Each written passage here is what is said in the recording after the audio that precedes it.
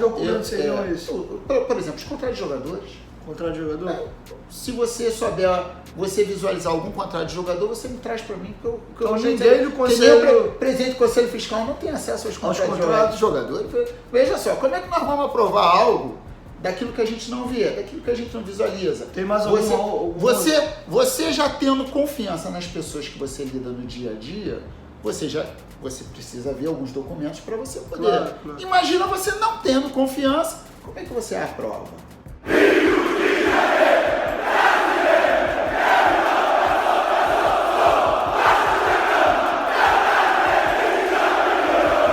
Seja bem-vindo ao canal Futebolaço, eu sou o Dieguinho. Então, rapaziada, tá entrando no ar mais uma resenha com o Dieguinho, hoje aqui com o Roberto Monteiro, presidente do Conselho Deliberativo do Vasco, e uma pessoa que é extremamente importante na vida política, na vida social do clube, tem muitos anos de clube. Infelizmente, a gente teve os problemas aqui, o Roberto tem os compromissos dele e eu também tive N problemas hoje. E vai ter que ser no tiro curto aqui, 20 minutos, já vai ter uma segunda, né, mano? Já marcamos com mais tempo, aí pra fazer com uma hora e alguma coisinha, pra passar ali, porque alguns assuntos demandam um tempo pra você explicar com calma. Então vamos aproveitar o tempo curto que a gente tem, então vou fazer poucas perguntas hoje. Para começar, exatamente qual é a função do presidente do Conselho Deliberativo, e já emendo uma segunda. A gente vê todas as reuniões, demoram muito, briga eterna, muitas brigas suas com o presidente Alexandre Campelo. Então, já dá esse feedback pro torcedor. Então, rápido para entender, né? Onde que você discute o Vasco entre vascaínos, não tem não tem um fórum mais adequado que o próprio Conselho Deliberativo. Ele é eleito para fazer o debate do Vasco.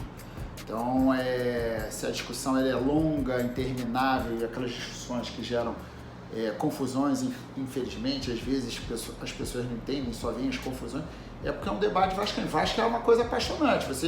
Você dentro do bar, você às vezes discute falando de Vasco, de futebol, imagina quando você está falando da essência dos rumos do clube. Então, desde que o Vasco, a gente pode dizer assim, que obviamente isso tem mais repercussão na medida que a internet é introduzida na vida das pessoas, né? Porque as discussões, elas são, vamos dizer assim, um cotidiano na vida do Vasco desde 1940, desde que a gente tem, pelo menos, conhecimento da história. Por exemplo, eleições do clube são polêmicas. No outro dia eu estava vendo um historiador mostrando polêmicas com suspeita de fraude desde 1946, coisas assim que vão além da nossa memória.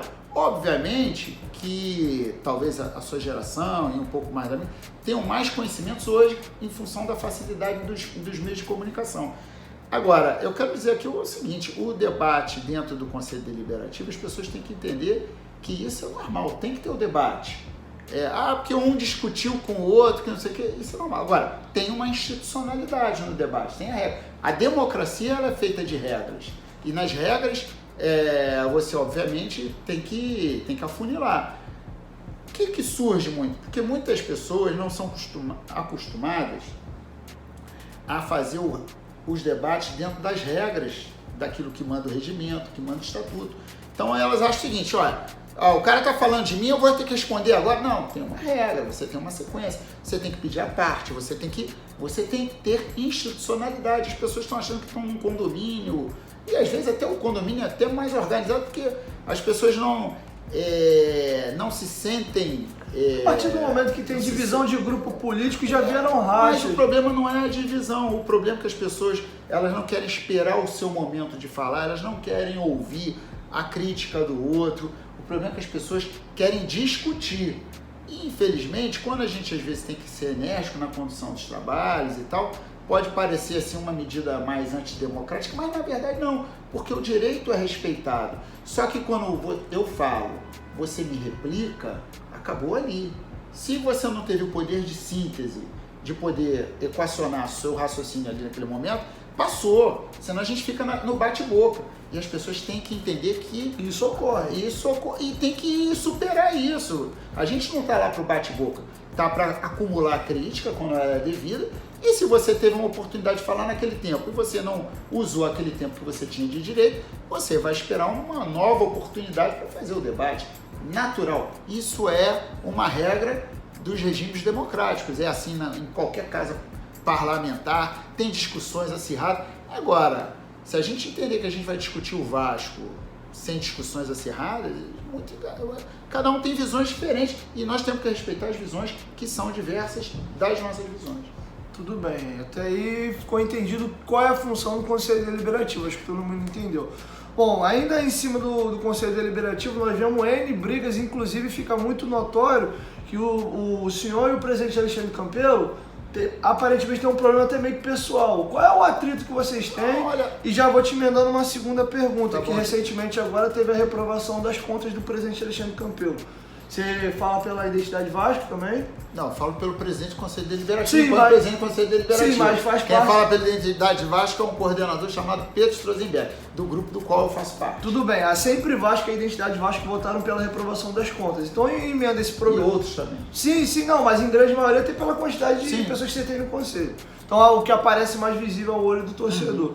Então tu me responde essas duas questões. Se tem algum problema pessoal com o presidente Alexandre Campelo e o porquê da reprovação das contas. Não, a nossa divergência vai da institucionalidade, como eu falei na outra pergunta.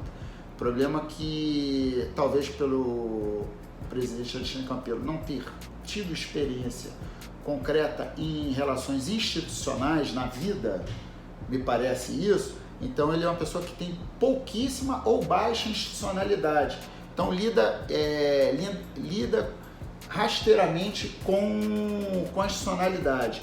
Isso é ruim, porque a gente tem que, parece que a gente está numa briga pessoal, mas a gente tem que ensiná-lo, né? Infelizmente as pessoas deveriam se preparar um pouco mais para exercer determinadas funções, pelo menos na institucionalidade. Não estou falando enquanto presidente, nada disso não. Estou falando na institucionalidade. E eu tenho muita tranquilidade, até porque era divergente do presidente Eurico Miranda há muitos anos, e sempre teve uma relação institucional acima da relação pessoal. Isso não é problema.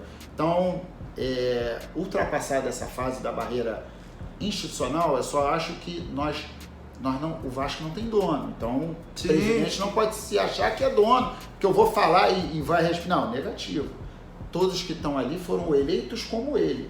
Ele tem até, como ele disse lá no início do mandato dele, o Conselho é soberano. O Conselho é soberano. Tem que respeitar as institucionalidades. Esse é o nosso ponto, o nosso calcanhar de Aquiles, que ele tem pouca ou baixíssima institucionalidade. Tanto ele faz assim com o presidente Múrcia, com o presidente Edmilson Valentim do Conselho Fiscal, e tenta fazer isso no Conselho Deliberativo, só que a gente tenta imprimir um determinado valor à casa, à institucionalidade da casa. Então, abatido isso, essa questão da votação, da reprovação das contas, sendo muito objetivamente para você, nós entendimos que o parecer do Conselho Fiscal, em sua maioria, apontava não só o parecer, mas a recomendação, porque o parecer, ele foi a ausência de parecer porque ele não tinha visto a documentação. E depois ele apontou pela reprovação quando ele viu alguma dessas documentações. Então, nós acompanhamos o parecer técnico recomendado pelo parecer do Conselho Fiscal. Então, se o parecer do Conselho Fiscal, que é um órgão técnico, diz, olha, eu não vi determinados documentos ficaram estranhos ao nosso convívio. Quais documentos seriam esses? Por exemplo, os contratos de jogadores. Contrato de jogador? Se você souber, você visualizar algum contrato de jogador, você me traz para mim que eu Então já ninguém sei. do Conselho... O presidente do Conselho Fiscal não tem acesso aos contratos de jogador. Veja só, como é que nós vamos aprovar algo daquilo que a gente não vê, daquilo que a gente não visualiza? Tem mais Você já tendo confiança nas pessoas que você lida no dia a dia, você precisa ver alguns documentos para você poder. Claro. Imagina você não tendo confiança, como é que você aprova? E tem mais, é porque a vida provou nessa relação institucional que a baixa palavra do presidente da diretoria administrativa, me parece assim, por exemplo, foi lá, prometeu o fim do nepotismo. Primeiro ato que ele assina é a direção do diretor jurídico do próprio filho, quando eu até achei aquilo, eu não sou defensor dessas teses não, mas são coisas que o ser humano, ele capota pela própria palavra. Então ele faz o primeiro ato, combatia isso, de repente passou a ser um entusiasta dessa tese. O filho dele...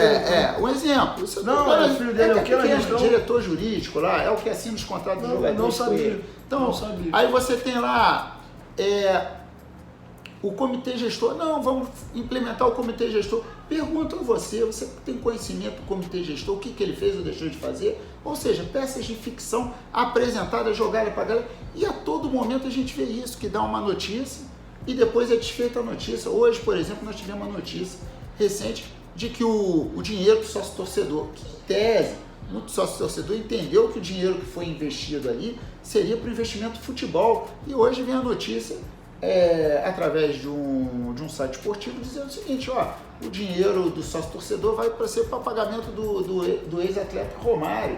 Ou seja, quer dizer, falou uma coisa, então imagina você aprovar uma conta da qual você não está vendo, da qual você tem muito pouca credibilidade na palavra do presidente da diretoria administrativa. Aí a questão não é política, nem é a favor, nem contra o Vasco. E eu digo sempre o seguinte, balanços, porque teve uma empresa de... Saiu uma reportagem no outro dia no Lance, saiu o presidente do Conselho Regional de Contabilidade, que é auditor especializado, um papa no assunto, o próprio Antônio Miguel, que é membro do Conselho Fiscal, membro do Conselho Fiscal não, é membro do Conselho Deliberativo, e todos os especialistas apontam que tinha que ser pela reprovação. E nós vamos dizer que nós deveríamos aprovar? Aí eu pergunto, por quê? Isso não é ser contra o Vasco. Isso é lutar pela transparência, para que isso não cause para que os próximos gestores não se acomodem com essa situação de achar que está todo mundo ali para dizer a mim. Não é isso. Então não tem coisa pessoal, refuto isso. Agora, obviamente, eu tenho uma divergência quilométrica, porque eu acho que ele não só nos enganou, que eu já fiz a minha autocrítica a respeito do assunto, como enganou várias pessoas, do ponto de vista das suas brigas com o próprio Júlio Branco. Enfim, é uma série de coisas que não dão credibilidade ao gestor, principalmente para aprovar contas que a gente não vê a documentação necessária. Fora o contrato dos jogadores, teve mais alguma outra crítica que vocês não viram? Teve a questão da pouca transferência, a apresentação do extrato do Banco Safra, que foi originário da venda do jogador Paulinho. Então isso também foi motivo, foi a maior transação que o Vasco fez dos últimos anos. Então que deve ter muita transparência a respeito. Eu entrevistei o Fred Lopes me disse que a venda do Paulinho para ele até hoje é uma caixa preta. A informação dele está gravada, a entrevista vai sair depois, ainda não foi ao ar. Ele me disse na entrevista que o presidente Alexandre Campelo não levou diretor executivo, que na época ainda tinha, o vice de futebol ninguém. Ele fez a negociação toda sozinho. Então ele deve saber isso melhor do que ninguém. E o Fred era o vice de futebol até o momento. A venda do Paulinho foi o motivo que o Fred me deu para ir embora do Vasco. E veja só, e esse foi o motivo que ele reclamou lá, que o Júlio Branco não tinha estava discutindo com o jogador Eto'o no negócio que estava na transição, depois que ele foi eleito na Assembleia Geral. Aí da Assembleia Geral, o que ele trazia para o grupo era que o Júlio Branco estava negociando sozinho. Esse foi o motivo que ele rompeu. Então, nada mais do que isso. Não tem história que houve rompimento por causa do... O balanço do Eurico só foi apresentado em setembro. Não tem nada a ver com o balanço. Aí o pessoal diz, não, por causa da minha transparência. Esquece isso, gente. Bota a gente para falar a verdade. Um diálogo aberto, transparente, que a gente faz o debate. Eu estou aberto para qualquer discussão. Eu acho que a gente está criando na sociedade vamos dizer assim, uma intolerância. Não, isso tá. Uma intolerância. Eu não sou dos intolerantes, eu sou de um bom debate. Agora, a pessoa tem que ser bem fundamentada. Então, eu não é porque o cara me critica que eu não vou fazer um debate com ele. Agora, eu quero que ele me dê o mesmo tempo que ele vai me criticar, o mesmo tempo para eu me defender. Então, eu vejo aí alguns programas, eu não vejo alguns,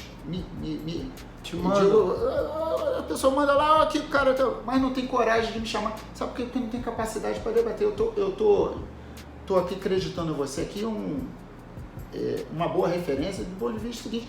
Eu não vou morder, eu só vou fazer um bom debate. Pode me criticar, pode botar as posições. Eu sou contra isso.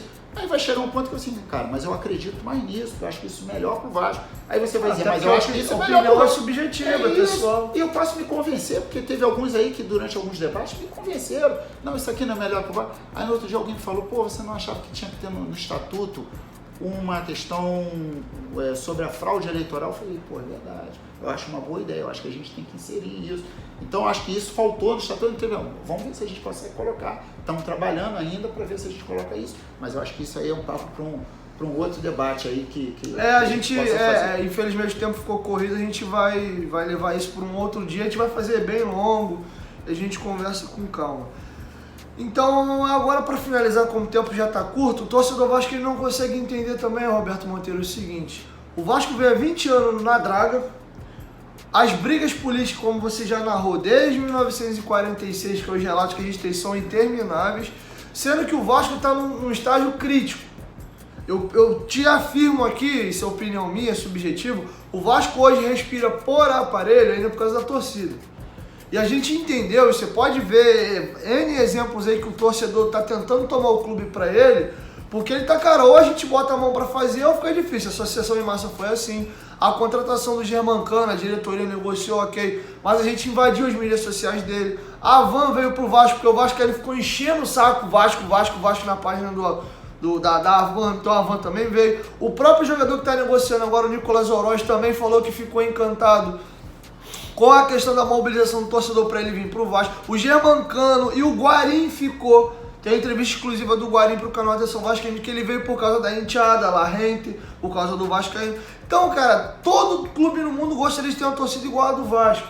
Que a torcida do Vasco, ele engana. Você manda comprar esse jarro de flores aqui, porque é pra ajudar o Vasco, ela compra. E a gente não consegue entender de contrapartida por que diabos um clube que vive quebrado, problema financeiro, todo enrolado, precisando de um estalar de dedo, de uma revolução para ontem, porque o clube não aguenta mais um rebaixamento, etc. Inclusive a regra agora de pagamento em via de cota de televisão para rebaixamento, você vê o Cruzeiro, é 6 milhões e meio. O Vasco com a cota de Série A, 60, 70 milhões, mal tá pagando as contas, tá tudo atrasado. Quem dirá com 10% do faturamento. Então a pergunta que eu te faço é a seguinte: discussão, diálogo de ideias, ok, democracia. Agora, a gente vê que isso muitas das vezes ultrapassa o âmbito da discussão no Conselho para a democracia.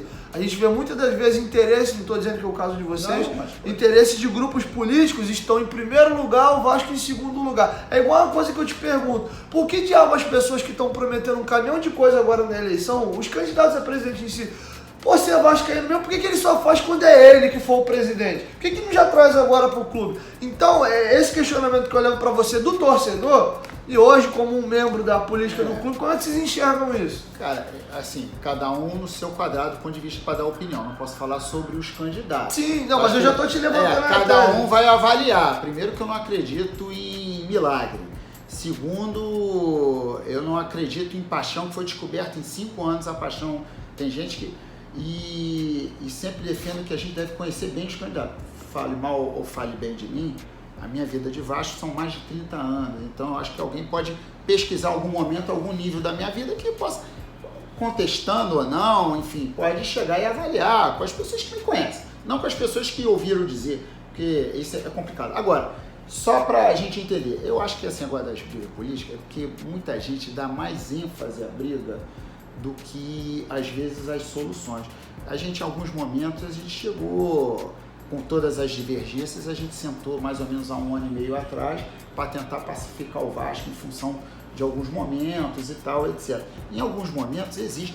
Agora, a gente viu reunião, só para te contar rapidinho, do Euriquinho, o Campelo quase saiu na porrada no braço. Olha só, ali é uma reunião pontual, não quer dizer que em determinado momento... nas reuniões, isso às vezes são das discussões. A gente não pode pegar uma reunião e dizer que isso ali, ó, isso aqui são as brigas. Cara, nós vamos continuar discutindo o Vasco durante muitos anos. A gente tem que entender isso. Eu acho que é eternamente. Agora, qual é o dado aqui? O que a gente tem que entender? O processo de maturidade é isso. Temos que, quando a gente tem muita briga, qual é o centro? O centro é a institucionalidade. Na institucionalidade, vai se arrumar a solução para os problemas. Hoje a gente não tem institucionalidade suficiente para afastar o mau gestor. Nós temos que nos preocupar sim com o estatuto, porque é o seguinte, muita gente está, porque isso. Essa regra atual foi uma regra criada para beneficiar quem está lá. Concordo. E é o seguinte, aquele que vai assumir, ele fica pensando assim, ó, essa regra aqui é boa para eu assumir. Então todo mundo está na esperança que vai assumir, que é a melhor coisa. Eu não tenho que prestar conta para ninguém. O mau exemplo que está sendo dado agora é uma coisa que a gente tem que parar para pensar. Por isso que eu digo aqui sempre o seguinte, nós temos que cada um fazer a sua parte. A minha parte, eu não posso oferecer coisa que eu não posso entregar. Então eu não posso oferecer que, olha só, eu tenho uma solução para o Vasco, que eu não tenho essa solução para o Vasco administrativamente, porque eu não vou ser candidato.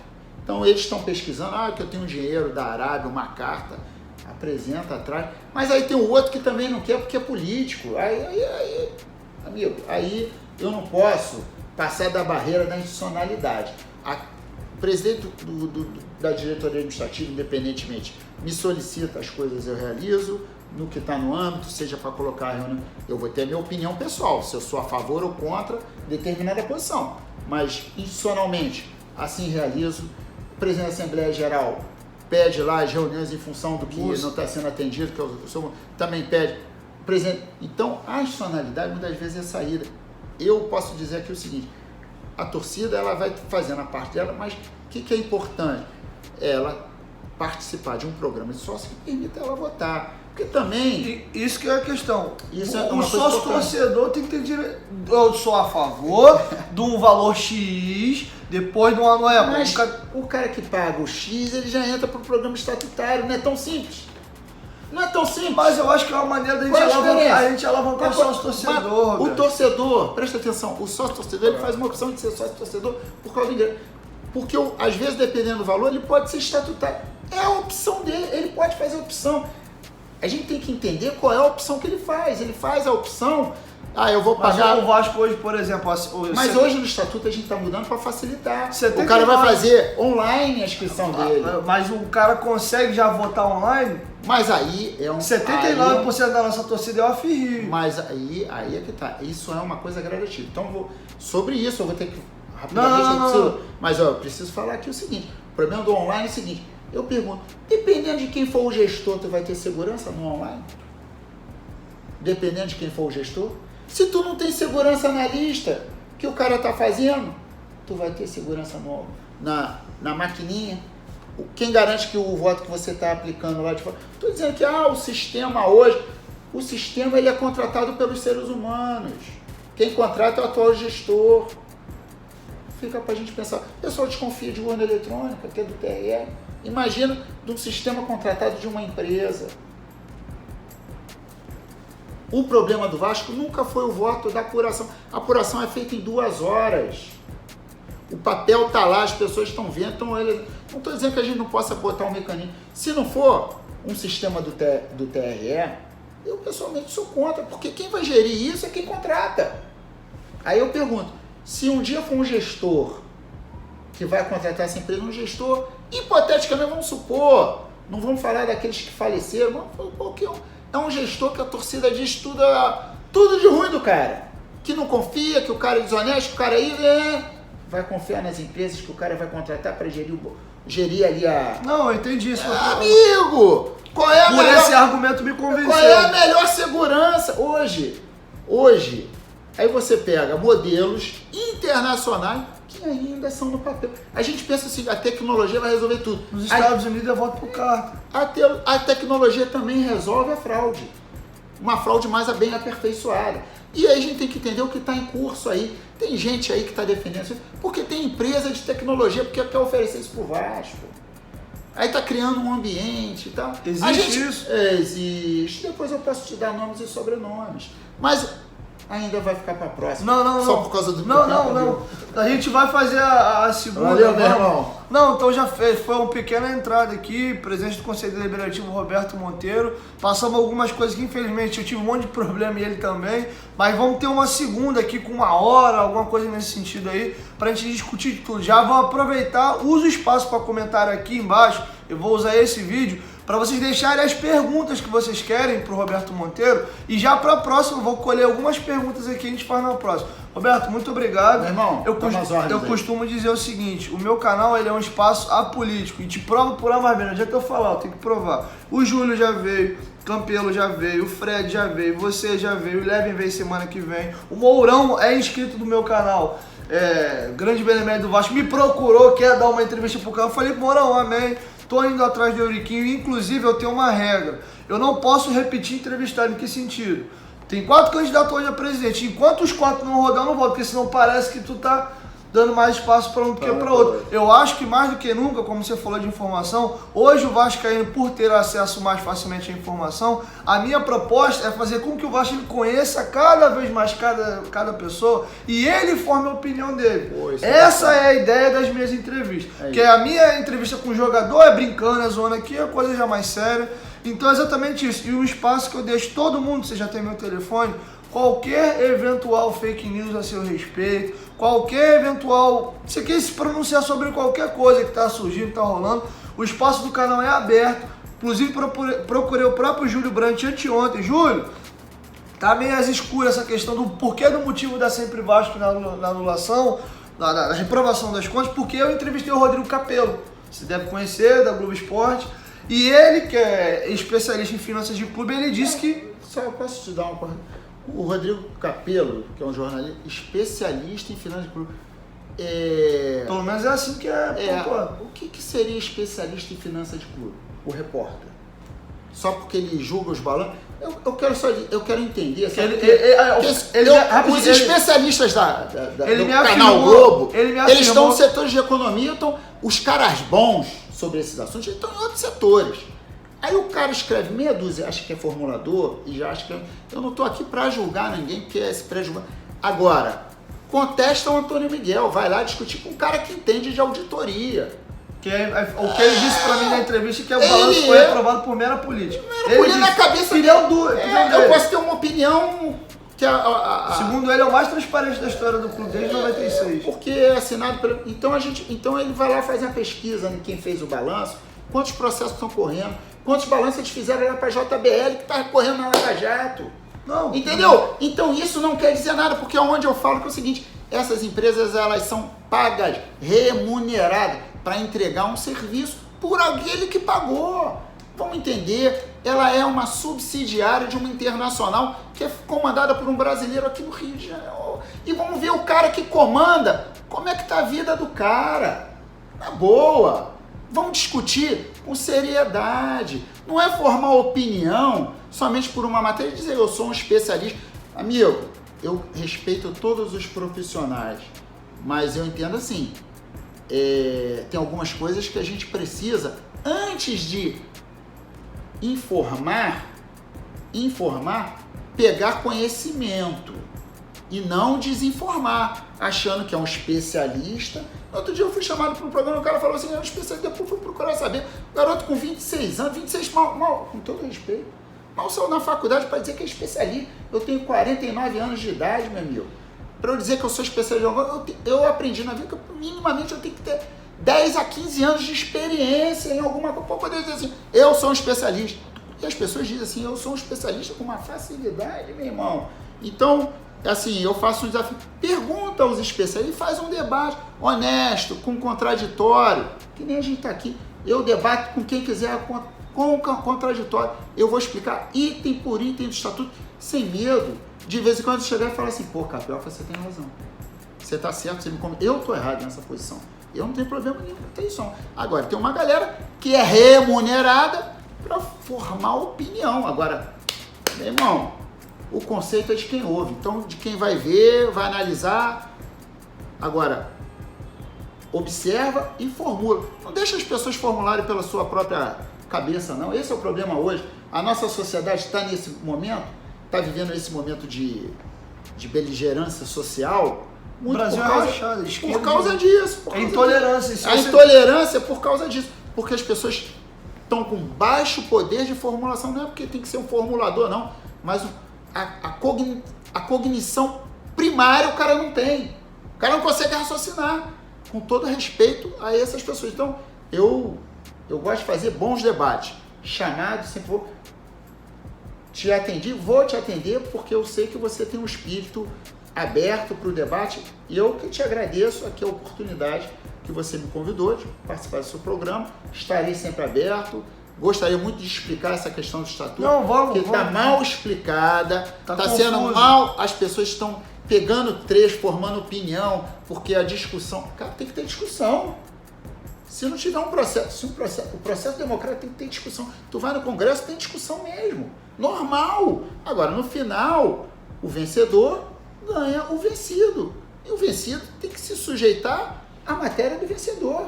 É normal isso. E vamos fazer o debate. E que vença o melhor. Não, vou te liberar aí que tu tá atrasado. Me dá 1 minuto e me responde só como é que você tá enxergando o movimento da rapaziada da Nova Resposta Histórica para tentar via Assembleia Geral a eleição direta. Eu nunca fui contra o Nova, até porque já está aprovado. Agora, eu acho que a Nova Resposta Histórica pode estar pegando um rumo da politização, que até então não me parecia que estava pegando esse rumo. Que a politização, porque quando está inserindo alguns grupos, que eu digo assim, aí eu tenho um conceito sobre esses grupos que participaram da vida política. Quais grupos são esses? Pode ser na próxima? Ou você pode. Só pra gente, grupos que viram a reforma ser oficializada, alguns fizeram sugestões, as mesmas sugestões que eles estão hoje combatendo, mas está lá que eu tenho as emendas dele e vou mostrar nessa oportunidade. Teve gente que fez emenda lá, que o cara só podia ser presidente do Vasco com 10 anos. Teve gente, todos eles fizeram essas emendas. Aí agora todo mundo recuou, porque vai fechar o clube.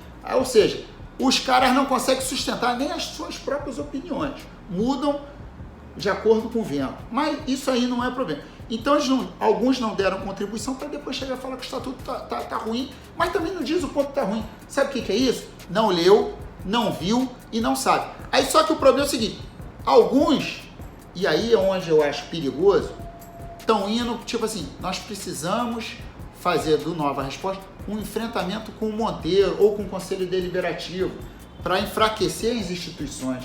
Não estão enfraquecendo ao Roberto Monteiro, estão enfraquecendo a instituição Vasco da Gama, que tem lá o poder do Conselho Deliberativo, que ficou 2 anos para falar do estatuto, e isso tudo para confrontar, para não dar a vitória de um estatuto que vai ser um estatuto bom e moderno, e que outras gestões não vão fazer, porque não tem legitimidade. O que é não ter legitimidade? Qual é o conceito? Porque se não tem legitimidade, como é que o cara foi para dentro da gestão ajudar lá o presidente Campelo?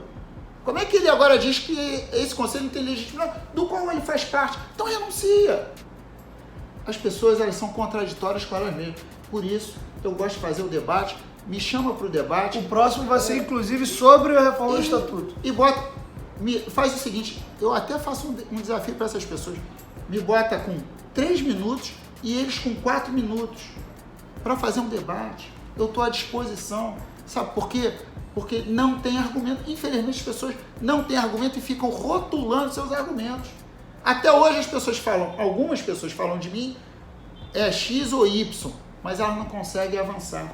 Eu quero dizer que eu tive 2 mandatos de vereador, só para concluir. Eu estou tranquilo na minha vida. Agora, tem gente que tem dentro dos seus grupos vários, que já está cheio de problema dentro dos seus grupos. A gente não quer apontar dedo para ninguém, porque esse negócio de apontar dedo é muito grave. E as pessoas, elas acham que é simples assim. As pessoas rotulam as pessoas, sem querer fazer o diálogo. Todos os colegas teus que têm canais, não sei o que, eu sempre abri. Mas, para minha surpresa, 2 semanas depois, 3 semanas depois, os caras desandam para falar mal. Eu falei, o cara esteve comigo, as ideias eram as mesmas, eu não entendi. Mas é um desafio, é o ser humano, a gente vai aprender também com o ser humano.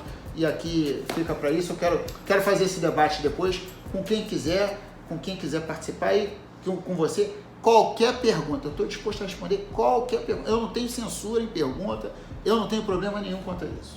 Então, Roberto Monteiro, muito obrigado pelo espaço. Vamos voltar em breve. Vou até esperar passar. Quando que você acha que deve finalizar a reforma do estatuto? Que já é a 4ª semana de março. Acho que finaliza? Finaliza, com certeza. Então vamos esperar. Só faltam 3 ou 4 emendas. Então vamos esperar finalizar a reforma do estatuto, que aí já vai estar tudo aprovado. Aí a gente vem para uma nova entrevista para passar ali o que foi. Ok. O torcedor já vai ter os seus questionamentos. Sim. A gente faz. Combinado? Ok, combinado. Bom, Roberto, muito Valeu, obrigado. Um abraço pra você aí. Ficar com Deus aí. Então é isso, rapaziada. O espaço aqui é aberto para todo mundo, sempre imparcial. Como eu tenho direito a ter minha opinião, concordar ou discordar do Roberto, claro, do Campelo, do Júlio, do Leben, do Fred, de todos. E você em casa, como ele falou, raciocina e julga aquilo que é melhor pra você. Então é isso, rapaziada, fico por aqui. 1, 2, 3, futebolaço, tamo junto, família, e a qualquer momento Dieguinho volta. Vasco, é isso que a gente tem que pensar no clube, tamo junto. Cada dia te quero mais,